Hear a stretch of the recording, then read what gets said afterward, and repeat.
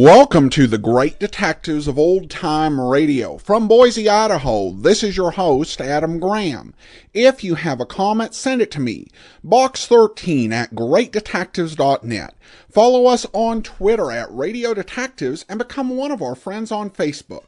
Facebook.com/Radio Detectives. Today's episode is brought to you by the financial support of our listeners. You can support the show on a one-time basis by sending a donation at support.greatdetectives.net. You can also become one of our ongoing monthly contributors at patreon.greatdetectives.net. Well, now it's time for today's episode of Night Beat. The original air date is July the 20th of 1950, and this one is City at Your Fingertips. Wheaties presents Night Beat.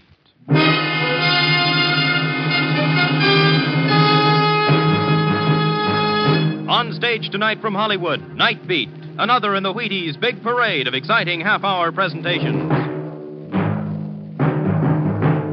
Night Beat.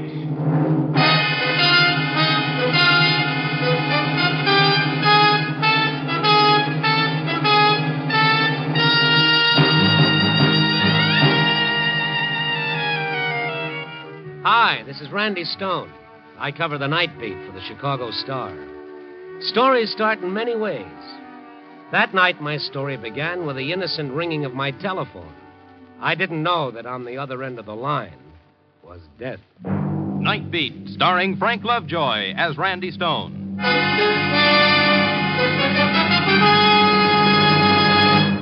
When you get up and stretch and find your way to the kitchen tomorrow, reach for the Wheaties. Lay spoon to whole wheat.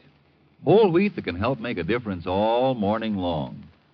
Start a good breakfast with Wheaties for the roll-up-your-sleeves kind of energy that can make the morning go smoother. There's a whole kernel of wheat in every Wheaties flake. You got it? A whole kernel of wheat in every Wheaties flake. That's why Wheaties can do so much. That's why Wheaties at 7 can really help at 11. Tumble out those golden flakes, pour on the milk, put on the fruit, pick up the spoon, and smile. You're getting nourishment to help send you through the morning on high. You do it. Help yourself to Breakfast of Champions. And see how Wheaties at 7 can help at 11.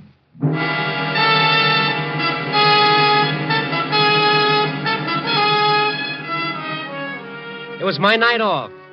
I locked the door, pulled down the window shades of my $6-a-week ivory tower, and took the cork from a bottle of, Mother Jones' soothing stomach syrup, and reached for, you should pardon the expression, a book. Oh, what the heck, a lot of people read books. School children, for instance. Tonight, some other poor sucker was walking the Night Beat, and as far as I was concerned, the whole world could take a walk. But as it turned out, the joke was on me. The world took a walk, all right into my snug little ivory tower. It began modestly enough with the ringing of my telephone. Yeah? Randy, this is Matt Kummel. Where have you been? Oh, look, Mr. Editor, I'm on my own time. I called every redhead in town. I called every bar and grill. I called the police station, the county hospital, the morgue. Where have you been? Well, you found me, Matt, at home. Oh, that's great. That's great. You'll never guess who's looking for you. Okay, I'll never guess. Mr. D. Stout's come to town. Edward de Stout, our distinguished publisher? That's right. Mm-hmm. And he wants to talk to you about that Night Beat stint of yours. What about it? Well, he's got some ideas. Maybe he wants to expand it into a column. He's only going to be in town till tonight, so he wants you to phone him right away. Hand over 23820. You got it? Yeah, what are we calling him this season? Father of the Waters, Star of Stars, or just plain Bill? Randy, call him right away. It sounded important. Okay. So long. Good evening, Mr. de Stout. Your humble servant, Mr. de Stout. Now drop dead, Mr. de Stout.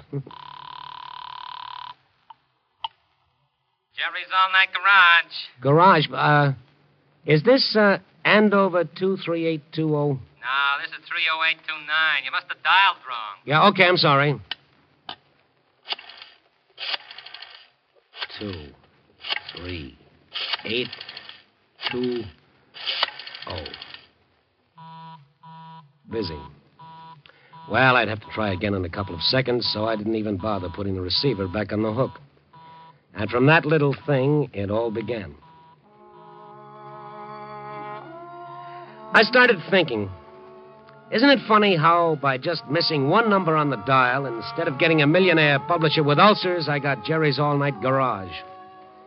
What would have happened if I dialed 7 instead of 9? Then who would have answered the phone? It was a strange thought. Through this little dial, the whole city was at my fingertips. I remembered reading somewhere that there were 6 million telephone combinations on one dial. Then, on the spur of the moment, I did a dumb thing. I spun the dial 7 times in rapid succession without even looking at the numbers. And the phone started ringing. I had a connection. Where was it ringing? Who had destiny chosen to get my call? Some frowsy little gal crying her eyes out in a back bedroom? A dozing night watchman in an office closed for the night? Was my call interrupting a family brawl in some dark flat on the north side? Was it breaking up the sleep of some poor guy working a night shift? Well, wherever it was ringing, there was no answer. So I tried dialing the Stout's number again. I thought, what a swell idea for a column. The whole city at your fingertips. Still busy. So, again, just for the fun of it, and without looking at the phone, I dialed 7 times.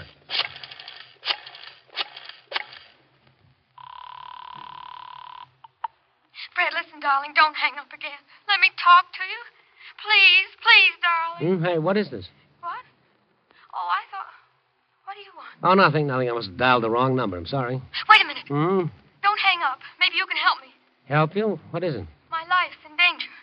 Come again? I've got to have a doctor right away. Well, I'll call one for you. But I can't have any doctor. I've got to call one who would understand. One who wouldn't betray Fred. Then why don't you call Fred's doctor? I've called Dr. Bechtel. Bechtel? Yes, Russell Bechtel. He's Fred's doctor. But his nurse says he's out on a call and she doesn't know where to reach him. I couldn't tell her the trouble I'm in. She wouldn't understand. She'd only tell me to call the police. The police? Yes. Fred's had one of his attacks. He's threatened to kill me again. And this time he's gone for a gun. Oh, well then, sister, you better call the police. No! They'd put Fred away for good, and I couldn't stand that. I'd rather be dead. I get it. You don't believe me. Oh, you catch on fast. Who put you up to it, honey? Sounds like the boys on the police beat. Listen, you've got to believe me. Does it say so in the Constitution? Look, I'm pretty busy. Please, you've got to. You've just got to. You've got to. Wait a minute. How could this be a gag? You didn't call me. I called you. I swear I'm telling you the truth. You've just got to believe me. It's my only chance. Keep talking. Look, I don't know who you are or how you happen to call this number, but if you don't help me, I'm finished. All Fred needs is a doctor, one we can depend on. Fred's been sick for a long time. When he gets these spells, he temporarily goes out of his mind. And Dr. Bechtel can always snap him out of it. Well, we'll call him. But I told you I can't reach Dr. Bechtel. Well... Oh, you must believe me. And you've got to promise not to call the police. What are you talking about? If your life's really in danger, of course I'll call the police. All right, then just forget the whole thing. Goodbye. Wait a minute. Don't hang up. Just give me a chance to catch my breath, will you? Now, let me see. Yes? Well, okay, you sound like a good kid. Maybe I can get you to a doctor. My doctor, Lawrence Blair. Will he do as I say? Yeah, but I better be able to tell him a few things about this, or he'll just tell me to go to bed with an ice bag and a couple of aspirins. Now, just who is this guy, Fred? He's my husband, Fred Schwery. He threatened to kill you? Yes, as soon as he returns. Why don't you get out of the house before he returns? I'm not in my house. Oh? We were out driving when he got this spell. Oh, it was terrible. Terrible. All right. Now, try to relax. Now, tell me about it. We started accusing me of not loving him anymore. And he threatened me like a madman. Yeah? And then he drove me to the studio and locked me in. Said he was going for a gun to kill me. Where is this studio? I'm not sure. I didn't watch closely. I was pleading with him all that time. Oh, fine. That makes it dandy. I never knew about the studio. He's a commercial artist, and I guess he came here to work. See, we've only been married for 3 months. Well, aren't there any windows you can break through and get out? No, it's on the 8th floor. Well, what about the fire escape? It's at the end of the building. I've pounded on the door and tried to get help, but no one's come. We haven't lived in this city very long. I've called a few friends we know, but no one's home. I don't know what to do. Now, look, there's no time for that. I'm going to get my doctor over to you. I got to know where you are. Now, you go and look out the window for any identifying landmarks that would help us find you. All right. But please don't No, I won't hang up. Now go on, step on it. While I waited for her to return, I opened my collar and I loosened my tie. What had I gotten into? Me? Nothing, but what about that poor kid? Why wasn't she back on that phone? Where was she? Come on, lady. Where was she? And then she was back. Hello? Yeah. Oh, I was so afraid you'd hung up. Well, now do you have any idea where you are? Well, there's a big warehouse directly across from this building. Yeah. And about a block east of here, I can see a radio tower. But I can't quite make out the name on it. A radio tower. What else? Well, there's just the usual apartment buildings along the street. But on the corner, there's a large supermarket. A supermarket? Anything else? Yes, there's a park a few blocks away. Looks like Lincoln Park. And the building you're in now, can you tell me anything about it? It's white brick. And there are 2 more floors above this one. All right, okay, we'll be able to find you. I'll call my doctor right away. He knows the city better than the guys who built it. He'll find you. And I'm going to stay right here at this phone. If anything goes wrong, I want you to call me right away. You understand? Yes, I will. My number is Butterfield 13003. Have you got that? Butterfield 13003. That's right. But remember now, I'm depending on you not to call the police. Yeah. Mm-hmm. Because if you do, I'll deny everything. Maybe that sounds crazy, but you don't know how much I love Fred. How wonderful he is to me when he's well. Yeah, well, kid, nothing sounds crazy to me anymore. I'm even ready for that thing about the storks. Now, don't forget to call me right back if you need me. I'll call my doctor right away. All right.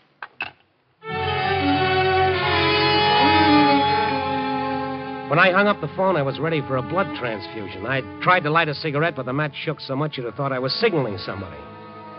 But then as I reached for the phone book to call my doctor, I started thinking again. I said, oh, Randy, it's too pat to be true. I couldn't help imagining that someplace a room full of practical jokers were doubled up in laughter over the way the girl had taken me in. But how could that be when I called her? Well, just the same, I'd better check. She said her doctor was Russell Bechtel. Before I called my doc, I'd call this fellow Bechtel just to make sure. I found his number in the book.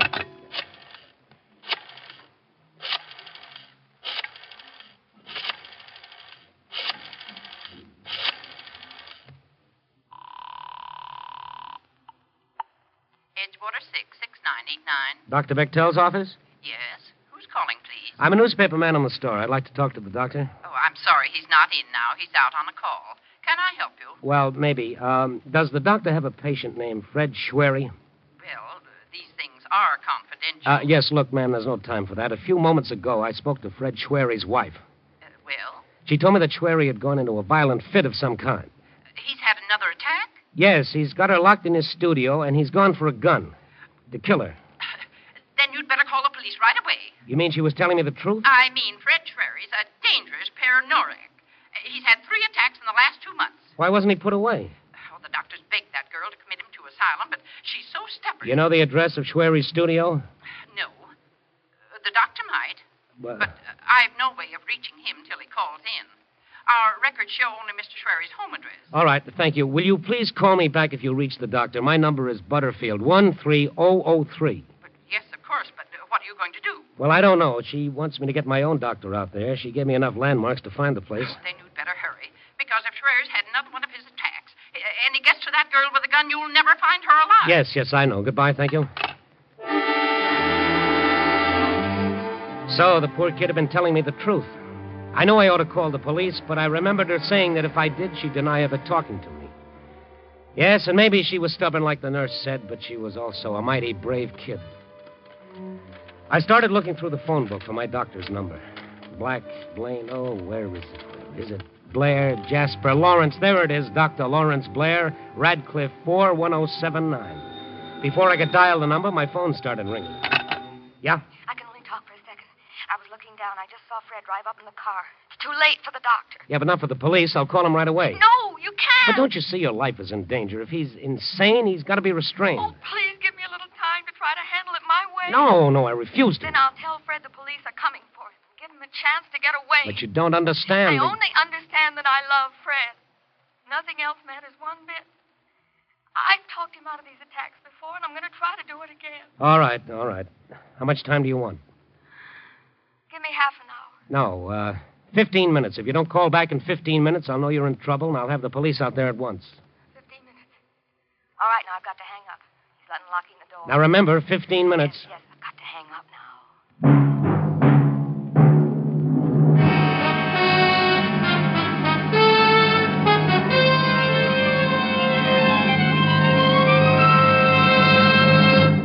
General Mills is bringing you Night Beat, starring Frank Lovejoy as Randy Stone. Salesmen can sell better, farmers can farm better, housewives can housewife better on a better breakfast.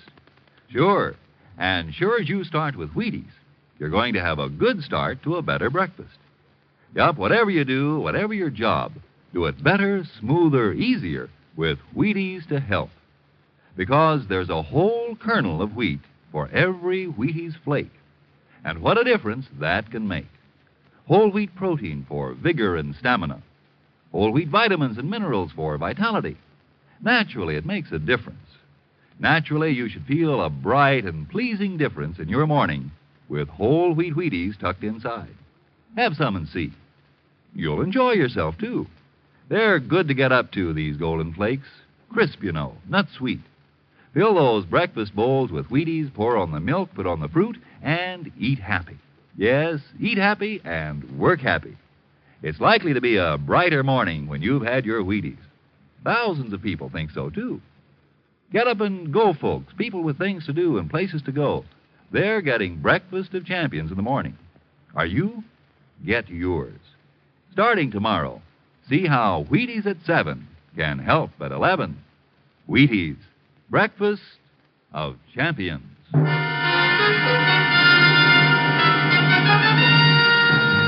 And now, back to Night Beat and Randy Stone. This time I'd hit the jackpot in spades. I was just doodling on the phone, spinning the dial without even watching it, when I got a girl waiting to be killed by her crazed husband. I'd promised to wait 15 minutes to give her a chance to snap the guy out of it. And if I didn't hear from her at the end of that time, I was to call the police. I wasn't sure my watch was right, so I dialed for the correct time. At the tone, the time will be 6:05. My watch was a couple of minutes slow. I reset it exactly. 6:05. Okay, if I didn't hear from her by 6:20, I'd call the police. Her husband was with her now. I could close my eyes and see that madman threatening her life in that studio. I felt my stomach cramp up like a troop of Boy Scouts were practicing their nuts. Why had I promised to wait? Maybe this was her. I felt tiny chills race up and down my fingers as I reached for the phone. Yeah? I want to speak to Margie. Huh? Tell her it's Hal. Go on, call her the phone, you hear me? Look, pal, you've got the wrong number. So long. Wait a minute, just wait a minute. Look, will you hang up? Don't give me none of your lip, mister. Just call Margie to the phone. I'm expecting an important call. Hang up. Yeah, well, let me tell... Dope. Oh, what time was it? 6:07. I took the watch off my wrist and set it on the telephone table under the lamp so I could see it easily. I watched the tiny hands circling so slow. 6:08. What was happening in that studio? This might be her. Yeah? This is a nationwide radio survey. What's that? Are you listening to your radio? Will you please hang up? I'm expecting an important call. Oh, I'm sorry to have bothered you, sir. Thank you. What if she'd call when someone else was on the phone? I had to keep the line clear.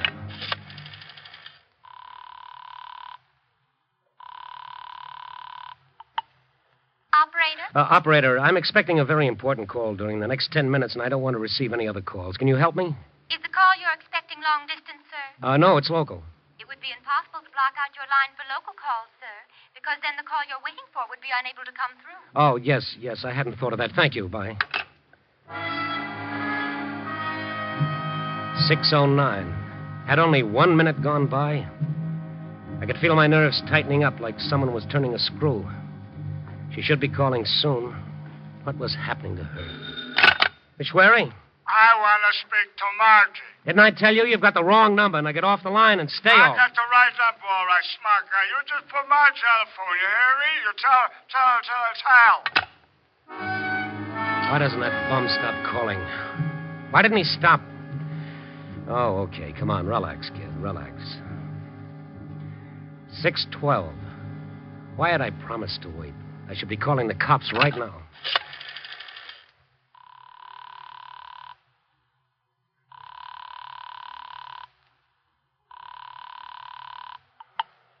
Operator?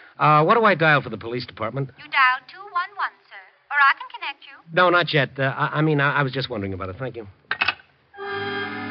I promised to ride wait. Maybe she could control the guy, but why wasn't she calling? 6:13. Time was passing so slow. Oh, if that's that drunk again. Who is it? Stone, what are you trying to do to me? Get me fired? Oh, Matt, it's you. Yeah, your boss and editor. Who are you expecting? Truth or consequences? Look, Matt, hang up, will you? I'm waiting for a call. Waiting for a call? Yeah. What's wrong with you, Randy? Didn't I tell you to call Mr. DeStout? He's waiting for your call, you crazy loon, and you know how our honored publisher likes to be kept waiting. Yeah, I haven't time to explain, Matt. Don't explain anything. Get on that phone and call Andover 23820. Now, that's an order. He just called and tore into me. He asked me if he was expected to phone you. He's pouting up there, Randy, feeling abused. And you know what happens when Mr. DeStout feels abused. Yes, all right. Hang up, Matt.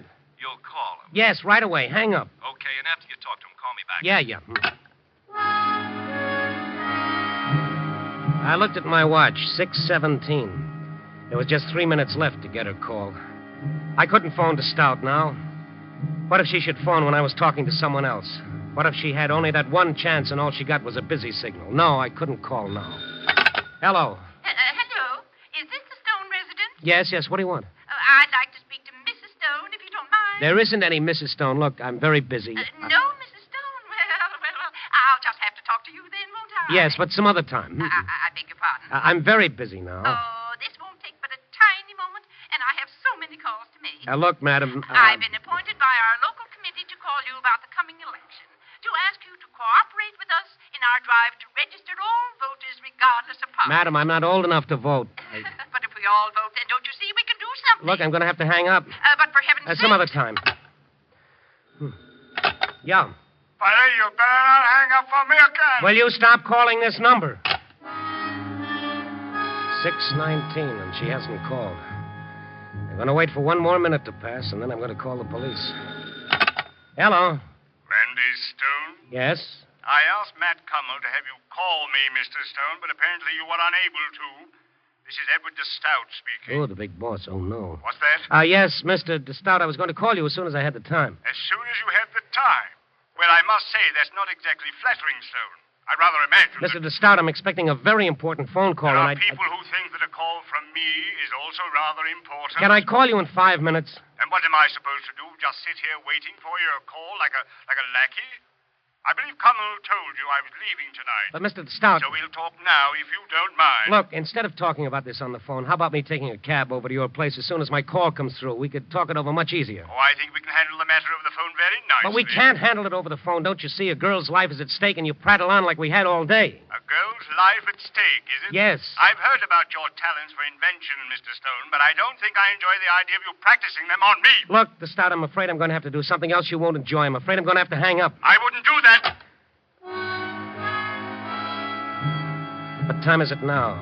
6:21. It couldn't be. I couldn't have talked to him that long. Oh, hurry. At the tone, the time will be 6:21 and 1/2. 6:21 and 1/2. Well, I've kept my part of the bargain.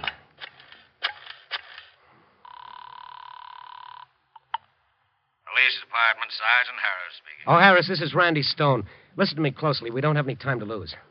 What's up, kid? You better send out an all-points alarm on this. It's got to be fast. Hey, slow down. I can't understand you. Look, a while ago I spoke to a girl on the phone. She told me her life was in danger. She was locked in a studio and her husband was coming there to kill her. Easy now, easy. I gotta write this down. We got to move fast and we're not going to make it. Go on. This husband of hers, he's insane. He became violent. How long ago did you talk to this dame? 15 minutes ago. Why don't you call us right away? I'll tell you all about it later. We got to get to her. Okay. What's the address of this studio? I don't know her address. It's the first time I ever spoke to her. Hey, Stone, you've been drinking. No, I'm telling you the truth. So how are we supposed to find her? Well, she gave me a landmark she saw from her window. She gave me enough so you guys can get right to her. All right.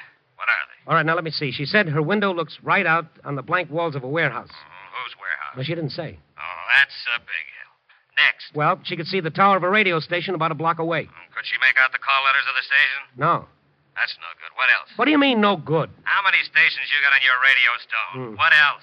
Well, there's a supermarket down the street, a big supermarket. Supermarkets are all over the place. Yeah, but this one's near Lincoln Park. What does that mean? The whole north side's near Lincoln Park. What else? Nothing else. You add all those things up, it's got to lead you somewhere. Yeah, we could find her all right in 3 or 4 hours. But that's no good. The fact she hasn't called back means she's in trouble. If you don't get there right away, it'll be too late. Hey, wait. What? Why, we're a couple of dubs. What do you mean? She call you, would you call her? I called her. Okay, we're in business. Huh? We'll have a squad car out to that studio in 3 minutes. I don't get it. You call her, don't you see? Uh? All you got to do is give us her phone number, and through the phone company, we can trace down her address in 30 seconds. What number did you call? What number did I call? Come on, Stone, come on. We've got to move. But I don't know what number I called. I didn't even look at the dial. Come on, Stone, speak up. What number did you call? I don't know what number I called. You don't know? Don't you understand? I don't know. I'll never know. What? I was doodling with the phone, and she answered. Oh, well, I guess we'll just have to try to find her with the information you gave us. It's going to take a long time, but there's nothing else we can do, huh, Stone? Well, it's 6 million combinations on a dial. No, there's nothing else we can do.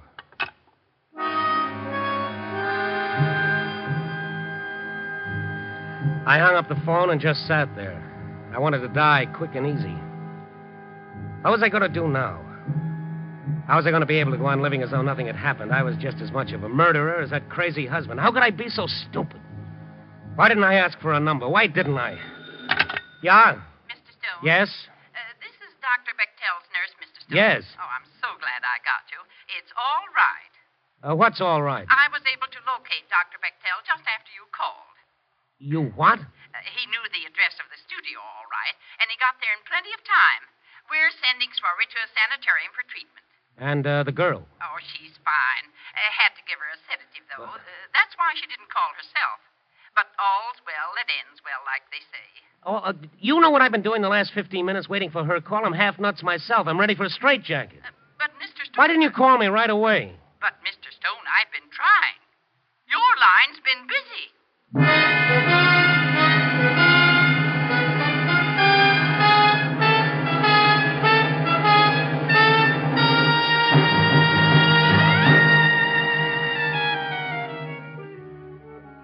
Yep, that's what's called learning a lesson the hard way. The lesson being that ivory towers went the way of hoop skirts and 60-cent steaks. Nope, there's no escaping from the world. We're all tied together, for better or worse, whether we like it or not. And no matter how well you lock your windows and bar your door, the dreams and the fears and the hopes of all your fellow men are still no farther away than your fingertips. Oh, no, I won't answer. No, I can't. Oh, well, what's the use? Yeah? Listen, I want to speak to Margie. Oh, shut up. Oh, you know something? Next month I may decide not to pay my phone bill. Oh, no, what am I doing?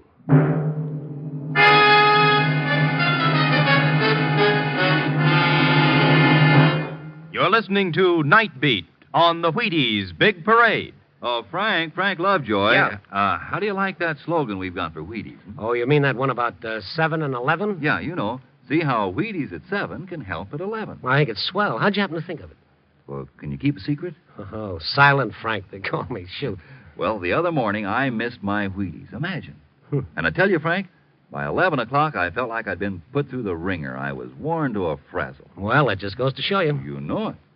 It certainly convinced me that if you eat Wheaties at 7, you get the energy you need to help you feel good right on to lunchtime. Oh, so you thought up see how Wheaties at 7 can help at 11, hmm?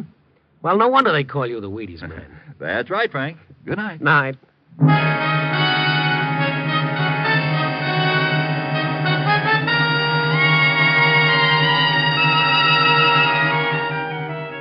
Night Beat, starring Frank Lovejoy, is produced and directed by Warren Lewis and written by Larry Marcus with music by Frank Worth. The part of the girl was played by Lorene Tuttle. Others in tonight's cast were Catherine Card, Barbara Dupar, Bill Lally, Peter Leeds, and Jay Novello. Frank Lovejoy will next be seen in Milton Sperling's production 3 Secrets, released by Warner Brothers.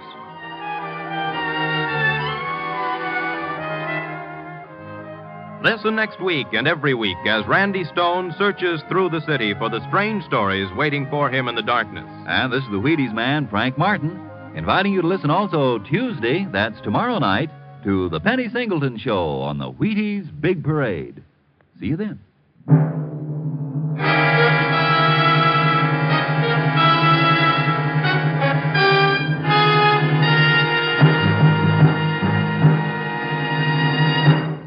Night Beat came to you from Hollywood.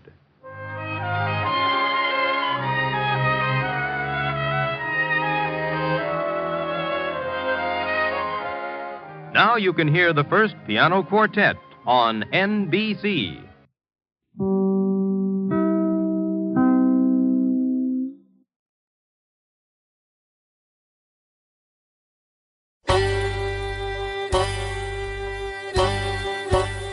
Hi, this is Andrew from OTRWesterns.com. I wanted to invite you to come take a look at our site where we put out podcasts of old-time radio westerns. Check us out at OTRWesterns.com. You're listening to The Great Detectives of Old Time Radio with Adam Graham. Now let's get back into the show.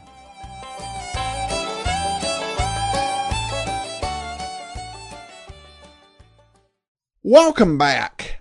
I have to admit, with all of the drama and tension in that episode, the final line from the doctor's receptionist about the phone being busy just cracked me up.